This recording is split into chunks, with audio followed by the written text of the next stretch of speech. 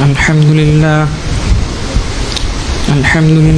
نحمده ونستعينه ونستغفره ونؤمن به ونتوكل عليه ونعوذ بالله من شرور أنفسنا ومن سيئات أعمالنا من يهده الله فلا مضل له ومن يضلله فلا هادي له ونشهد أن لا إله إلا الله وحده لا شريك له ونشهد أن سيدنا نبينا شفيعنا حبيبنا مولانا محمدا عبده ورسوله صلى الله عليه وسلم. أما بعد فأعوذ بالله من الشيطان الرجيم. بسم الله الرحمن الرحيم. يا أيها الناس قد جاءتكم موعظة من ربكم وشفاء لما في الصدور وهدى ورحمة للمؤمنين. قل بفضل الله وبرحمته فبذلك فليفرحوا هو خير مما يجمعون. إن الله وملائكته يصلون على النبي يا أيها الذين آمنوا صلوا عليه وسلموا تسليما. اللهم صل على سيدنا مولانا معدن الجود والكرم وآله وسلم. اللهم صل على سيدنا مولانا وسيلة إليك وآله وسلم. اللهم صل على سيدنا مولانا النبي الأمي وآله وسلم.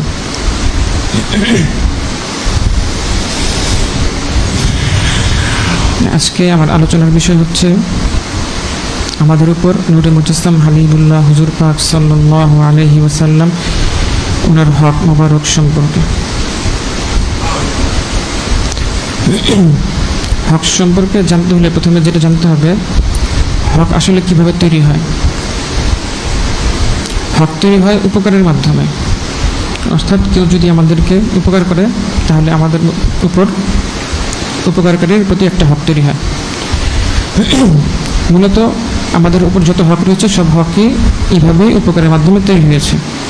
সেটা পিতামাতার হক বলি, আত্মীয় স্বজনের হক বলি, পাড়া প্রতিবেশীর হক বলি, সব হকই এইভাবেই উপকারের মাধ্যমে তৈরি হয়েছে। আবার যে যত বড় উপকার করে তার প্রতি তত বড় হক তৈরি হয়, আর যে যত ছোট করে তার প্রতি তত ছোট হক তৈরি হয়। উদাহরণস্বরূপ বলা যেতে পারে, আমরা জানি পিতামাতার হকটা হচ্ছে আত্মীয় স্বজন পাড়া প্রতিবেশীর হকের চাইতে বড়, কারণ পিতামাতা আমাদের যে উপকারটা করেছেন সেটা পাড়া প্রতিবেশী আত্মীয় স্বজনের উপকারের চাইতেও বড়। কীভাবে বড়?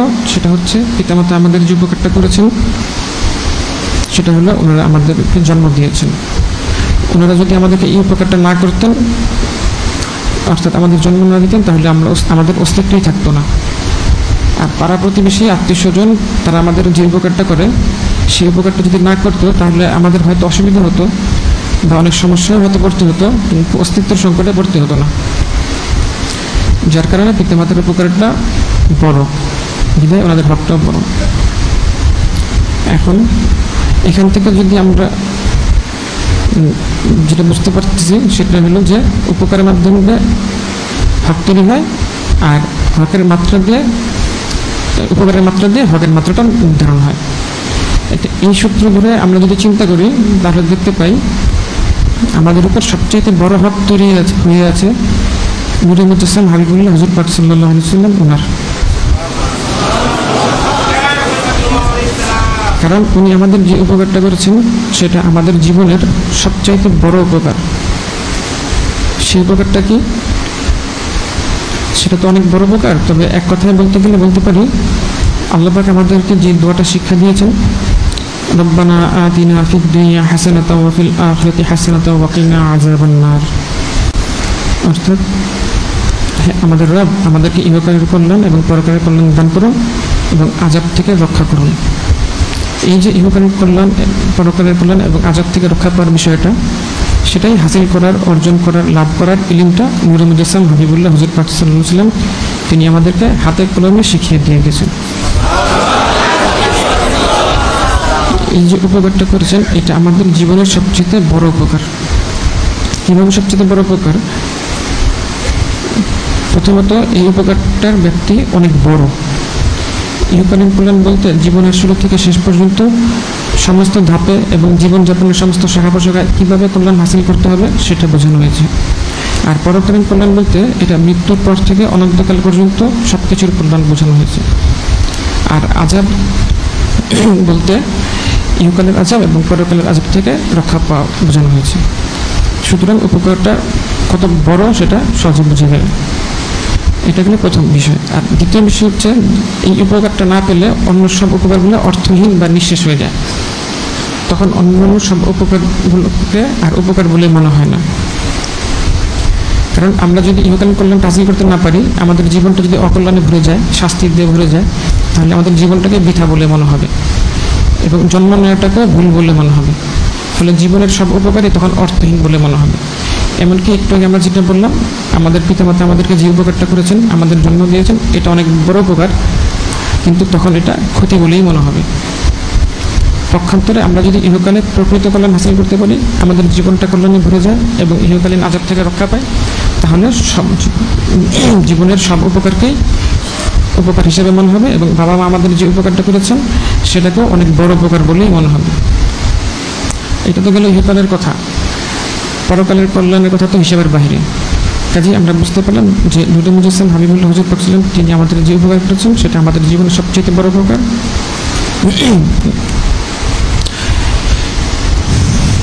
আচ্ছা, এখন কথা হচ্ছে যে এই এত বড় উপকারটা তিনি কিভাবে করলেন,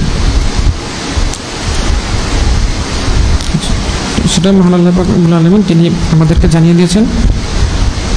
ইয়াতলু আলাইহিম আয়াতিহি ওয়া ইউযাক্কিহিম ওয়া ইউআল্লিমুহুমুল কিতাবা ওয়াল হিকমাতা ওয়া ইন কানু মিন ক্বাবলু লাফি দালালিম মুবিন। এখানে যেটা বলা হচ্ছে যে ইয়াতলু আলাইহিম আয়াতিহি, তিনি আমাদেরকে আয়াত শরীফ তিলাওয়াত করে শিখিয়েছেন। ওয়া ইউযাক্কিহিম, এবং আমাদের অন্তরগুলো পরিশুদ্ধ করেছেন। অর্থাৎ আমাদের অন্তরে যে ভুল বিশ্বাস, বদ আকীদা, কুসংস্কার, জাহিলিয়াত বিদ্যমান ছিল, যেগুলো আমাদের সঠিক বুঝকে ক্ষতিগ্রস্ত করে এবং আমাদের ইহকাল এবং পরকালের কল্যাণ হাসিল ক্ষেত্রে বাধা হয়ে দাঁড়ায়, সেগুলো তিনি দূর করে দিয়েছেন। এবং ইউআল্লিমুহুমুল কিতাবা ওয়াল হিকমাতা, এবং তিনি আমাদেরকে সম্মানিত কিতাব এবং হিকমত শিক্ষা দিয়েছেন।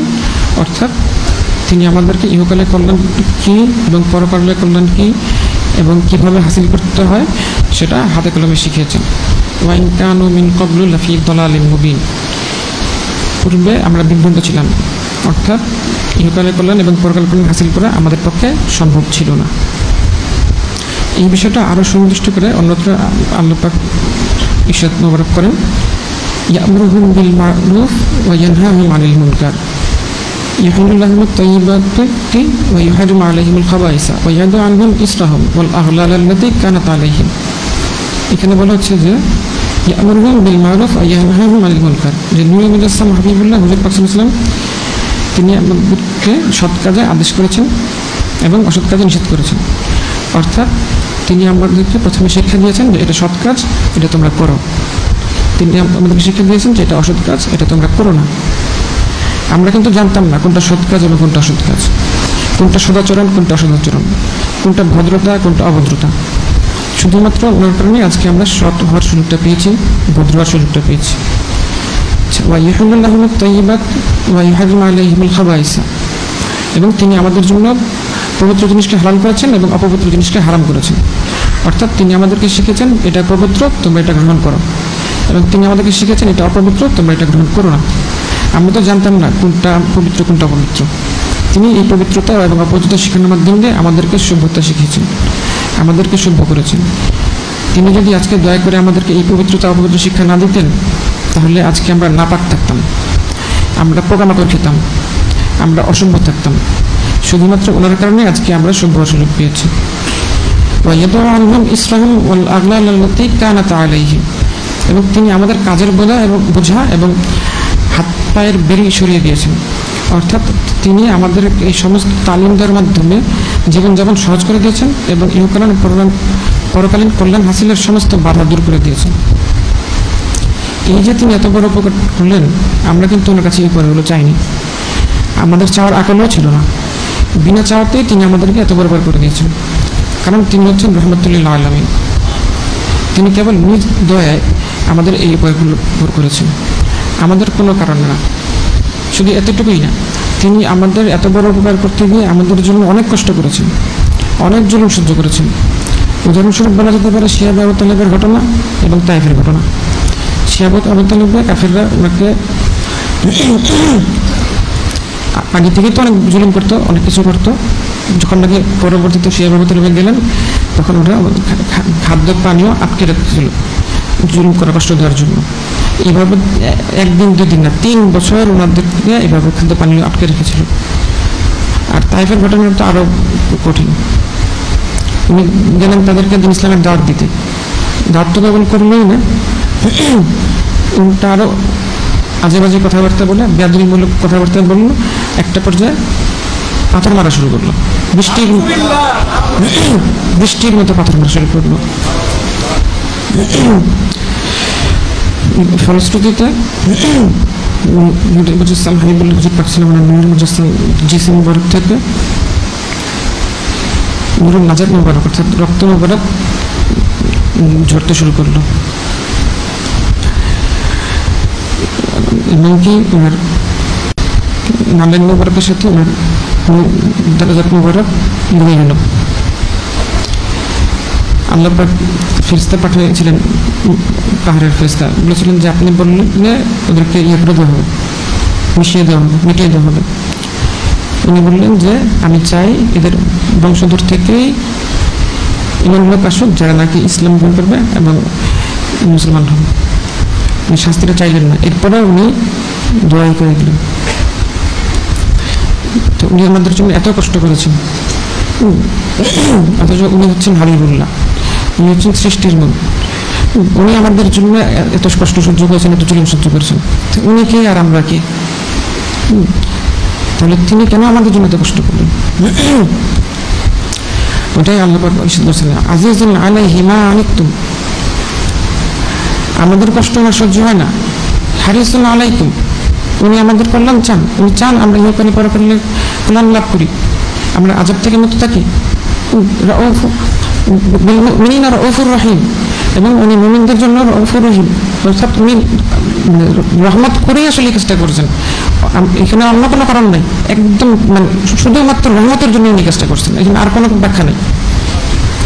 এখন কথা হচ্ছে যে নূর মুজাসসাম হাবিবুল্লাহ হুজুর পাক সাল্লাল্লাহু আলাইহি ওয়াসাল্লাম তিনি যে আমাদের জন্য এত কষ্ট করে করলেন এবং এত বড় উপকার করলেন, তাহলে ওনার হকটা কত বড় হবে এবং কত বেশি হবে, সেই হকগুলোকে আমরা জানি। সেই হকগুলো নিয়ে আজকে আমার আলোচনা।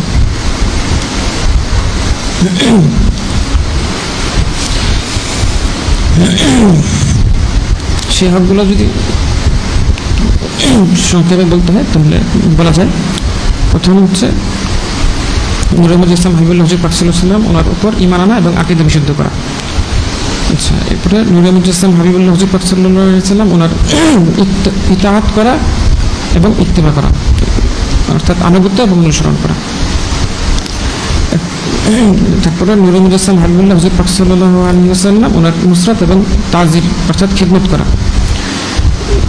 এবং নূর মুজাসসাম হাবিবুল্লাহ হুজুর পাক সাল্লাল্লাহু আলাইহি ওয়াসাল্লাম ওনার তাওকীর এবং তাজিম অর্থাৎ সম্মান করা, এবং নূর মুজাসসাম হাবিবুল্লাহ হুজুর পাক সাল্লাল্লাহু আলাইহি ওয়াসাল্লাম ওনাকে মহব্বত করা, নূর মুজাসসাম হাবিবুল্লাহ হুজুর পাক সাল্লাল্লাহু আলাইহি ওয়াসাল্লাম ওনাকে সন্তুষ্ট করা, এবং নূর মুজাসসাম হাবিবুল্লাহ হুজুর পাক সাল্লাল্লাহু আলাইহি ওয়াসাল্লাম ওনার সামনে সালাত সালাম পাঠ করা।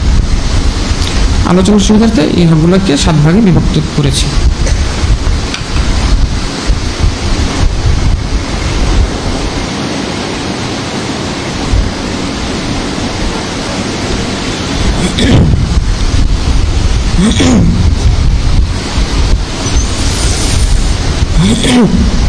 আচ্ছা, প্রথমে যেটা ছিল যে নূর মুজাসসাম হাবিবুল্লাহ হুজুর পাক সাল্লাল্লাহু আলাইহি ওয়াসাল্লাম ওনার উপর ঈমান আনা এবং আকীদা বিশুদ্ধ করা। এই সম্পর্কে আল্লাহ পাক রব্বুল আলামিন তিনি পবিত্র সূরা আরাফ শরীফের 158 নম্বর আয়াত শরীফে ইরশাদ মোবারক করেন, কুল ইয়া আইয়ুহান নাস ইন্নী রাসূলুল্লাহি ইলাইকুম জামিআন আল্লাযী লাহু মুলকুস সামাওয়াতি ওয়াল আরদ লা ইলাহা ইল্লা হুয়া ইহয়ী ওয়া ইউমীত ফাআমিনু বিল্লাহি ওয়া রাসূলিহিন নাবিয়্যিল উম্মি। আচ্ছা, এখানে বলা হচ্ছে যে কুল ইয়া আইয়ুহান নাস, আচ্ছা হাবিব সাল্লাল্লাহু আলাইহি ওয়াসাল্লাম আপনি মানুষদেরকে বলে দিন, ইন্নী রাসূলুল্লাহি ইলাইকুম জামিআ, যে আমি তোমাদের সকলের প্রতি রাসূল হিসেবে প্রেরিত হয়েছি মহান আল্লাহ পাক ওনার পক্ষ থেকে। আল্লাযী লাহু মুলকুস সামাওয়াতি ওয়াল আরদ, যিনি আসমান জমিনের মালিক, লা ইলাহা ইল্লা হুয়া ইহয়ি ওয়া ইউমীতু, তিনি ছাড়া কোনো ইলাহ নেই এবং তিনি হায়াত দেন এবং তিনি মৃত্যু দেন। ফাআমিনু বিল্লাহি ওয়া রাসূলিহিন নাবিয়্যিল উম্মি, কাজেই তোমরা ঈমান আনো আল্লাহ পাকের প্রতি এবং নবীল উম্মি হুজুর পাক সাল্লাল্লাহু আলাইহি ওয়াসাল্লাম নবী ওনার উপর। এখানে যেটা বলা হচ্ছে যে ওনাকে যেহেতু রাসূল হিসেবে প্রেরণ করা হয়েছে, এখন আমাদের দায়িত্ব কর্তব্য হচ্ছে ওনার উপর ঈমান আনা। এটা হচ্ছে প্রথম হক। আচ্ছা, এখন এই ঈমানটা কিরূপ আনতে হবে এই প্রসঙ্গে মহান আল্লাহ পাক রব্বুল আলামিন সূরা বাকারা শরীফ ওনার 133 নং আয়াত শরীফে যেটা বলে দিয়েছেন, সেখান থেকে আমরা সহজেই জানতে পারবো যে ফাইন আমানু বিমিসলি মা আমানতুম বিহি ফাকাদ ইহতাদাউ, অর্থাৎ ঈমানটা এমনভাবে আনতে হবে সাহাবায়ে কেরাম যেভাবে ঈমান এনেছিলেন। তাহলে এখন দেখি সাহাবায়ে কেরাম কীভাবে ঈমান এনেছিলেন। আচ্ছা, এক্ষেত্রে একটা উদাহরণ দেওয়া যেতে পারে যে নূরে মুহাম্মদ ইসলাম হাবিবুল্লাহ হুজুর তিনি যখন বাইতুল মুকাদ্দাস শরীফ হতে আনুষ্ঠানিকভাবে পবিত্র মিরাজ শরীফের ঘটনা সংঘটিত হওয়ার পরে সকালে মানুষদের কাছে ঘটনাগুলো বর্ণনা করলেন, তখন কেউ কেউ ফিরে গেল, সম্মানিত মিরাজ শরীফ ওনাকে অস্বীকার করলো, নানান কথাবার্তা বললো। তারা হযরত সিদ্দিক আকবর আলাইহিস সালাম ওনার কাছে গেল, গিয়ে জিজ্ঞাসা করলো, আপনি কি জানেন আপনাদের যিনি নবী রাসূল ইসলাম হাবিবুল্লাহ হুজুর পাক সাল্লাল্লাহু আলাইহি ওয়াসাল্লাম তিনি বলেছেন তিনি নাকি গত রাতে বাইতুল মুকাদ্দাস শরীফ হতে ভ্রমণ করে এসেছেন। হযরত সিদ্দিক আকবর ইসলাম তিনি জিজ্ঞেস করলেন, নূরে মুহাম্মদ ইসলাম হাবিবুল্লাহ হুজুর পাক সাল্লাল্লাহু আলাইহি ওয়াসাল্লাম তিনি কি স্বয়ং নিজেই বলেছেন? তারা বলল, হ্যাঁ তিনি স্বয়ং নিজে বলেছেন। তখন সিদ্দিক আকবর ইসলাম তিনি বললেন, যদি তিনি নিজে স্বয়ং বলে থাকেন তাহলে তো তিনি অবশ্যই সত্য বলেছেন। কাফিররা বললেন, আপনি কি এই বিষয়টাকে সত্য মনে করেন? তিনি রাতে মক্কা শরীফ হতে বাইতুল মুকাদ্দাস শরীফ ভ্রমণ করে ফজরের আগে ফিরে এসেছেন। তখন সিদ্দিক আকবর ইসলাম তিনি বলেন, বাইতুল মুকাদ্দাস শরীফ থেকেও দূরে সফর করলে আমি অবশ্যই সেটাকে সত্য বলে মনে করি।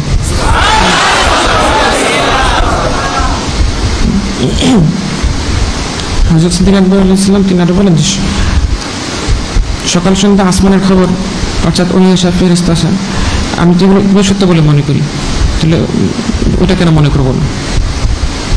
আচ্ছা, আর এই জন্যই হযরত সিদ্দিক আকবর ইসলাম ওনাকে চরম সত্যবাদী অর্থাৎ সিদ্দিক লকব মোবারক দেওয়া হয়েছিল।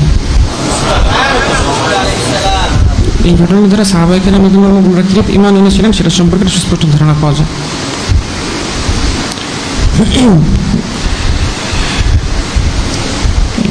ওনারা নূরে ইসলাম হাবিবুল্লাহ হুজুর পাক সাল্লাল্লাহু আলাইহি ওয়াসাল্লাম ওনার প্রতি এমনভাবে ঈমান এনেছেন যে মিরাজ শরীফের মতন যে বিষয়গুলো সাধারণ মানুষের আকলে ধরে না, সেটাও ওনারা বিনা চৌচারা সত্য বলে মেনে নিয়েছেন।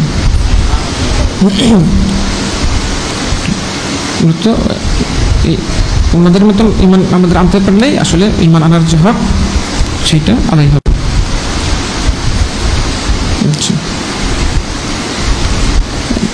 এরপরে দ্বিতীয় ভাগে যেটা রয়েছে যে নূরে মুহাম্মদ ইসলাম হাবিবুল্লাহ হুজুর পাক সাল্লাল্লাহু আলাইহি ওয়াসাল্লাম ওনার ইতাআত করা এবং ইত্তেবা করা, অর্থাৎ আনুগত্য এবং অনুসরণ করা।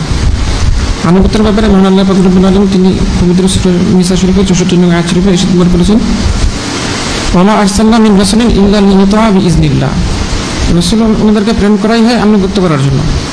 অন্যত্র মহান আল্লাহ পাক রব্বুল আলামিন নিষেধ করেন, আতিউল্লাহ ওয়া রাসূলাহু ইন কুনতুম মুমিনিন, তোমরা যদি মুমিন হয়ে থাকো তাহলে তোমাদের দায়িত্ব করতে হচ্ছে যে মহান আল্লাহ পাক এবং ওনার হাবিব নূরে মুহাম্মদ ইসলাম হাবিবুল্লাহ হুজুর পাক সাল্লাল্লাহু আলাইহি ওয়াসাল্লাম ওনাদের আনুগত্য করা।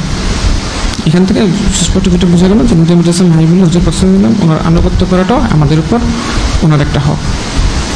এখন এই আনুগত্যের হকটা কীভাবে আদায় করতে হবে সেটার দৃষ্টান্ত সাহাবায়ে কেরাম ওনাদের মধ্যে আমরা দেখতে পাই। উদাহরণস্বরূপ সাহাবায়ে কেরাম ওনাদের জীবন থেকে আনুগত্যের একটা ওয়াকিয়া উল্লেখ করছি।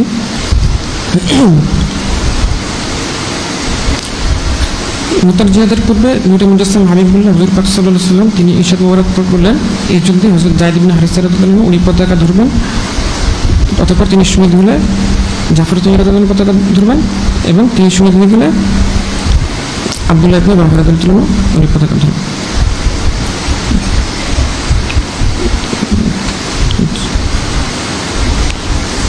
এইখান থেকে স্পষ্ট ইঙ্গিত ছিল যে যায়েদ ইবনে হারিসা রাদিয়াল্লাহু আনহু শহীদ হয়ে যাবেন এবং জাফর রাদিয়াল্লাহু আনহু শহীদ হয়ে যাবেন এবং আব্দুল্লাহ ইবনে রাওয়াহা রাদিয়াল্লাহু আনহু ওনার কাছে শেষ পর্যন্ত যাবে। তো ওনারা কিন্তু এটা বুঝতে পারতেছিলেন, কিন্তু ওটা ওনারা বুঝছে, ওটা ওনারা জেনেও ওনারা জিহাদে গিয়েছিলেন এবং কোনো কথাবার্তা বলেননি, এবং ওনারা এটার উপরে ইস্তেকামত ছিলেন। এবং ওনারা কিন্তু পরিবার সন্তান ছিলেন, ওনারা কিন্তু ওটা ওনাদের পরিবার সন্তান আল্লাহ পাক এবং ওনার হাবিব নজরুল ইসলাম হাবিবুল্লাহ হুজুর পাক সাল্লাল্লাহু আলাইহি ওয়াসাল্লাম ওনাদের জিম্মায় লিখেই ওনারা গিয়েছিলেন। তাহলে এখন ফিকির করতে হবে যে আমাদেরকে নজরুল ইসলাম হাবিবুল্লাহ হুজুর পাক সাল্লাল্লাহু আলাইহি ওয়াসাল্লাম কেমন আনুগত্য করতে হবে।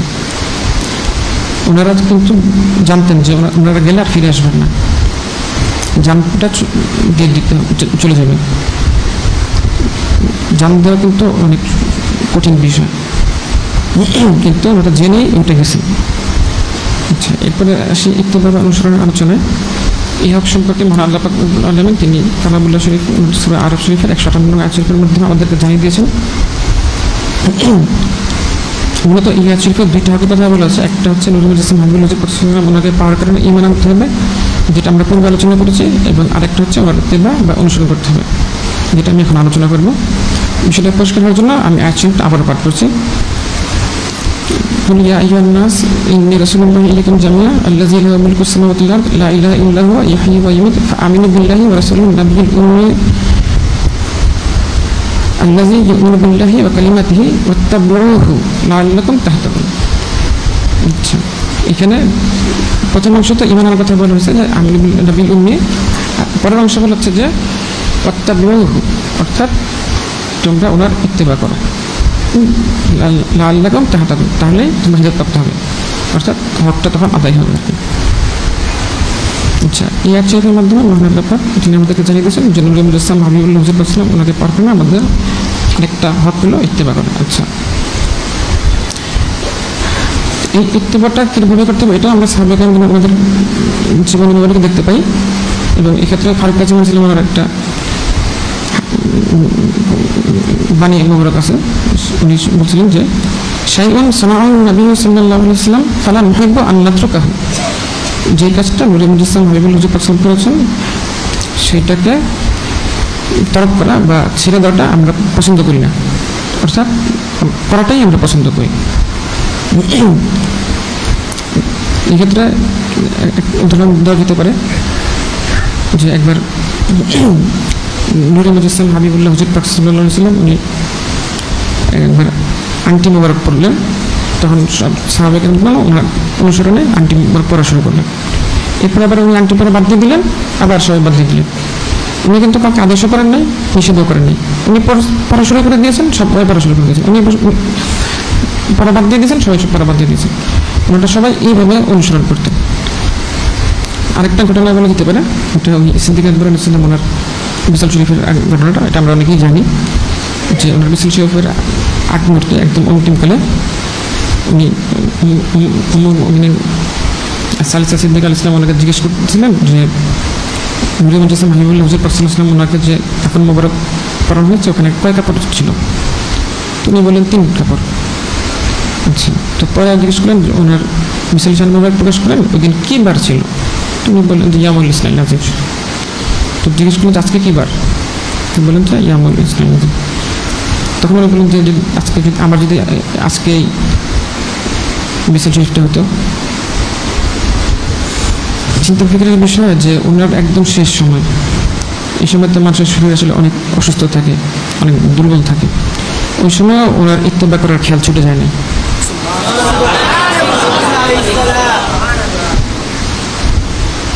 এরপরে ইত্তেবা তো মানে শুধু যদি উনি বলতেন যে 3 কাপড়ে কাফন মোবারক পরানো আছে আমাকে এটা দিয়ে, ওইটা তো উনি বলছেনই, যেটা নাকি ওনার মানে মানুষ বলতে পারবে এটা তো আল্লাহ পাক নির্ধারণ করেন, ওটাতেও যদি ইত্তেবা হয় ওটাও ওনার ইচ্ছা। কত ওনারা মানে ইত্তেবা করার জন্য ব্যাকুল ছিলেন, কীভাবে ওনারা করতেন, প্রত্যেকটা বিষয়ে ধরে ধরে ধরে ধরে ওনারা অনুসরণ করতেন। যে আমাদেরও এখান থেকে শিখতে হবে যে আসলে আমাদেরও এইভাবে অনুসরণ করতে হবে।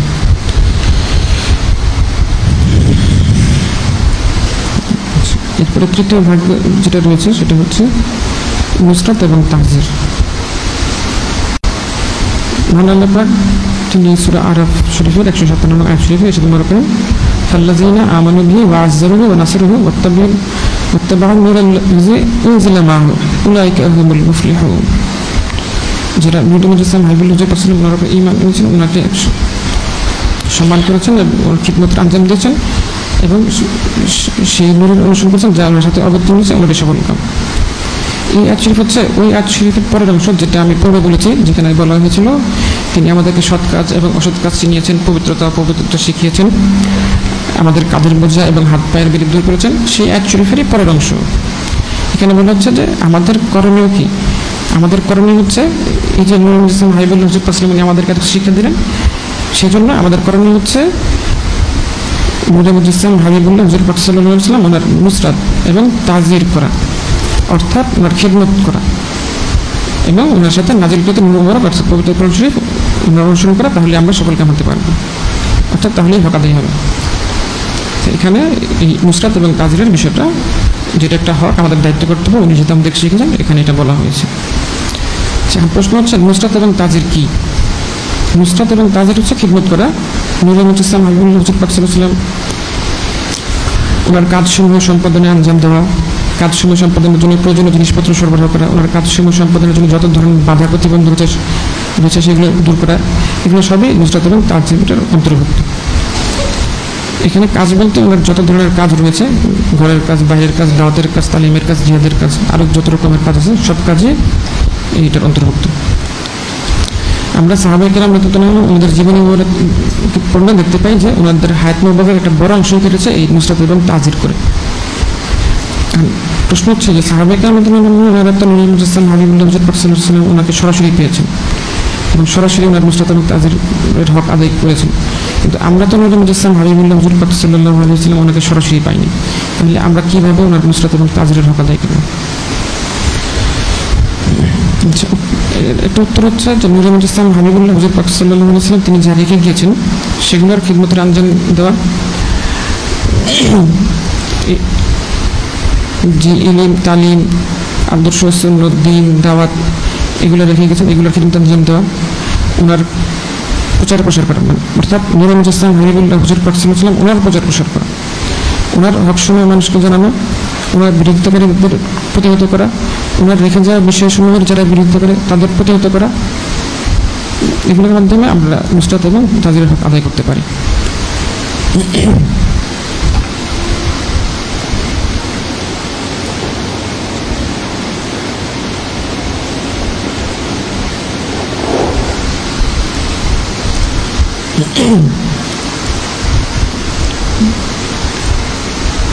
এরপরে চতুর্থ ভাগ যেটা রয়েছে নূর মুজাসসাম হাবিবুল্লাহ হুজুর পাক সাল্লাল্লাহু আলাইহি ওয়াসাল্লাম ওনার তাওকির এবং তাজিম অর্থাৎ সম্মান করা।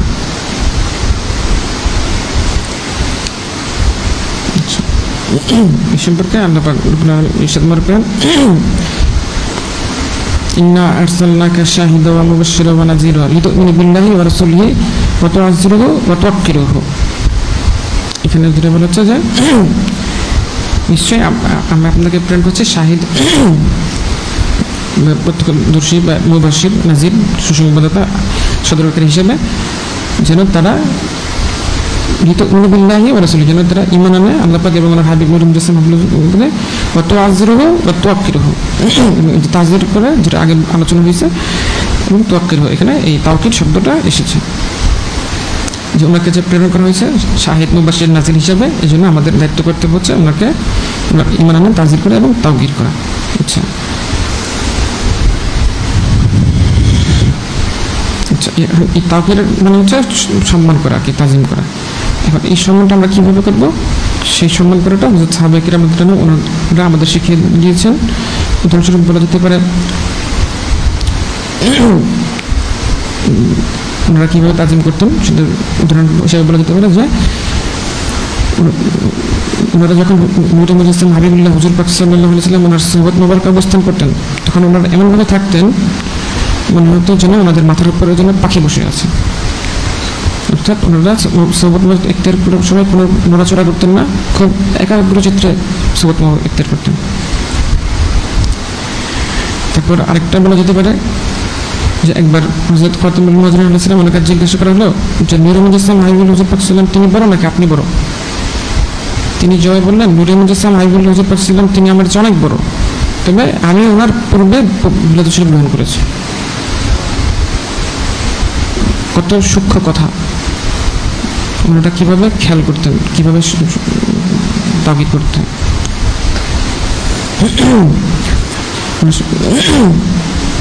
আরেকটা উদাহরণ দেওয়া যেতে পারে যে ওনাদের এই সম্মান প্রদর্শনের বিষয়টা। হযরত উরওয়া ইবনে মাসউদ রাদিয়াল্লাহু আনহু উনি ঈমান আনার পূর্বে উনি হুদায়বিয়ার সন্ধির সময় কুরাইশদের পক্ষ থেকে প্রতিনিধি হিসেবে এসেছিলেন। তখন পরে যাওয়ার পরে যখন নাকি কুরাইশদের কাছে ফিরে গেলেন, উনি গিয়ে বললেন যে হে আমার কওম, মহান আল্লাহ পাক ওনার কসম, আমি দুনিয়ার অনেক শাসকদের কাছে প্রতিনিধি হয়ে গিয়েছি, কায়সার, কিসরা, নাজ্জাশী রহমতুল্লাহ ওদের কাছেও আমি প্রতিনিধি হয়ে গিয়েছি, কিন্তু নূরে মুজাসসাম হাবিবুল্লাহ হুজুর পাক সাল্লাল্লাহু আলাইহি ওয়াসাল্লাম ওনাকে হযরত সাহাবায়ে কিরাম ওনারা যেভাবে তাজিম তাকরীম মোবারক করেন সেভাবে আমি আর কাউকে করতে দেখিনি। এবং উনি আবার বলতেছেন যে মহান আল্লাহ পাক ওনার কসম, তিনি যখনই ওনার সম্বন্ধে পবিত্র বারাকাত মুবারক অর্থাৎ থুতু মুবারক ফেলেন তখন ওনাদের কেউ না কেউ তা ওনাদের হাতে নিয়ে নিতেন। মানে হুজুর পাক সাল্লাল্লাহু আলাইহি ওয়াসাল্লাম ওনাকে তো সম্মান করতেনই, ওনার মনোমন বারাত মুবারককে সম্মান করতেন, ওটা নিয়ে নিতেন এবং ওটা নিয়ে ওনারা ওনাদের চেহারা এবং শরীর মুবারকে মাখতেন।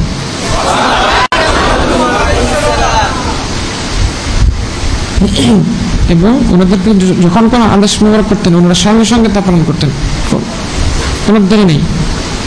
এবং তিনি যখন সম্মানিত ওযু মুবারক করতেন তখন ওনার ওযু মুবারকের পানির জন্য সাহাবায়ে কেরাম উনি আরবিতে যে শব্দটা ব্যবহার করছিলেন কাদা ইত্তাতিলু, মানে হচ্ছে যুদ্ধ শুরু করে দিতেন, ওটা কে নিবেন এই জন্য। তিনি যখন এবং এরপরে তিনি যখন নাকি নূরে মুজাসসাম হাবিবুল্লাহ যখন নাকি কথা বলতেন তখন ওনারা ওনাদের কথা চুপ নীরব হয়ে যেতেন আর কি, এবং ওনার দিকে মানে তীক্ষ্ণ দৃষ্টিতে তাকাতেন না, আদরের সহিত তাকাতেন। তো এখান থেকে একটা ধারণা পাওয়া যায় যে ওনারা আসলে কিরকম তাওকির বা সম্মান করতেন। আমাদেরকে ওখান থেকে দেখে শিখতে হবে এবং সেই অনুযায়ী আমল করার কোশিশ করতে হবে। এরপরে পঞ্চম ভাগ যেটা হচ্ছে নূরে মুজাসসাম হাবিবুল্লাহ হুজুর পাক সাল্লাল্লাহু আলাইহি ওয়াসাল্লাম ওনাকে মহব্বত করা। আচ্ছা, এই প্রসঙ্গে হাদিস শরীফে এসব উল্লেখ হয়েছে লা ইউমিনু আহাদুকুম হাত্তা আকুনা আহাব্বু ইলাইহি মিন ওয়ালিদিহি ওয়া ওয়ালাদিহি ওয়ান নাসি আজমাইন। তোমরা ততক্ষণ পর্যন্ত মুমিন হতে পারবে না যতক্ষণ আমাকে নিজের পিতা মাতা সন্তান শক্তি এবং সব মানুষের সাথে বেশি মহব্বত না করবে। এখানে ঈমান হতে পারবে না, মানে এখানে যেটা বলা হচ্ছে যে মানে এই হকটা আদায় না করলে ঈমানদারি হয়ে যাবে না, মানে মহব্বত করাটা এত গুরুত্বপূর্ণ। এবং এই হকের ব্যাপারে হযরত সাহাবায়ে কেরাম কতটা গুরুত্ব দিয়েছেন এটা আসলে শুনলে বোঝা যাবে। হাদিস শরীফে বলা আছে যে মানে ঈমান আনতে পারবেন না সব কিছুর সাথে মহব্বত করতে, এবং এক বর্ণনা আছে মিন নাফসিহি, জানের থেকেও বেশি মহব্বত করতে পারে। ওখানে মানে জানের থেকে মহব্বত করতে পারে এইভাবে বলা আছে। কিন্তু সাহাবায়ে কেরাম ওনাদের কি পরিমাণ মহব্বত করতেন একটা ঘটনা বলে বোঝা যাবে যে যায়েদ ইবনে দাসিনা রাদিয়াল্লাহু আনহু ওনাকে ওই কুরাইশরা শহীদ করার জন্য কাবা শরীফের সামনে নিয়ে গেছিল। তো ওরা এবং বলতেছিল যে ওনাদেরকে ওনার একটা করে আল্লাহ পথে কেটে শহীদ করা হবে। তো ওই সময় ওনাকে আবু সুফিয়ান রাদিয়াল্লাহু জিজ্ঞাসা করেছিলেন, উনি তখন ঈমান আনেন নাই, যে আপনি কি এটা পছন্দ করেন না, মানে উনি তো ওনার মতন করে বলতেছেন আর কি, তখন উনি ঈমান আনেন যে নূরে মুজাসসাম হাবিবুল্লাহ হুজুর পাক সাল্লাল্লাহু আলাইহি ওয়াসাল্লাম ওনাকে আপনার জায়গায় আনা হলো, আপনি আরামে আপনার পরিবারের কাছে চলে গেলেন।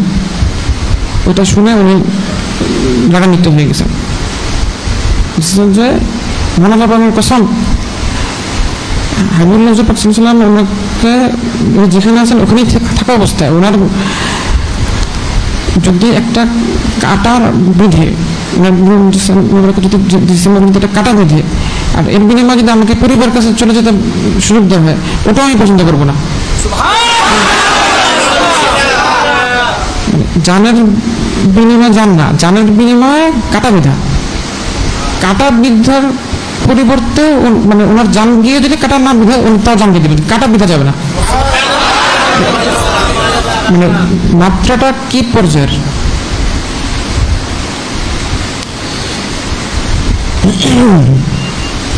সাহাবায়ে-কেরাম ওনারা যে কি পরিমাণ মহব্বত করতেন এটার একটা দৃষ্টান্ত আর কি। আমাদেরকেও ওনাদের মতন করে মহব্বত করতে পারলে মহব্বতের হকটা আদায় করা সম্ভব হবে।